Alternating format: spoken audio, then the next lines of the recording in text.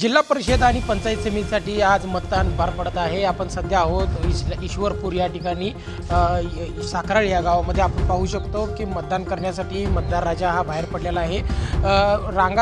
रांग करून या ठिकाणी आपला मतदानाचा हक्क बजावताना या ठिकाणी दिसत आहेत। सांगली जिल्ह्यात जिल्हा परिषद निवडणुकीसाठी आज मतदान प्रक्रिया पार पडत आहे।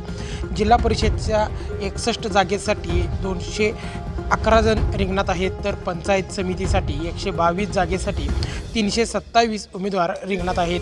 जिल्हा परिषद आणि पंचायत समितीसाठी 18,18,000 इतके मतदार आपला मतदानाचा हक्क आज बजावणार आहेत।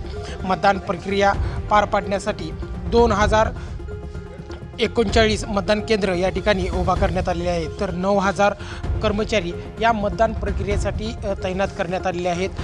सांगलीतील जे राजकीय नेते आहेत त्यांची या ठिकाणी प्रतिष्ठा पणाला लागल्याचं दिसून येत आहे। जतमध्ये सर्वपक्षीय विरुद्ध भाजप म्हणजे गोपीचंद पडळकर यांच्या विरोधात आघाडी करण्यात आलेली आहे। त्याचबरोबर ईश्वरपूरमध्ये देखील जयंत पाटील यांच्या विरोधात सर्व पक्ष एकत्र येत या ठिकाणी आघाडी करण्यात आलेली आहे।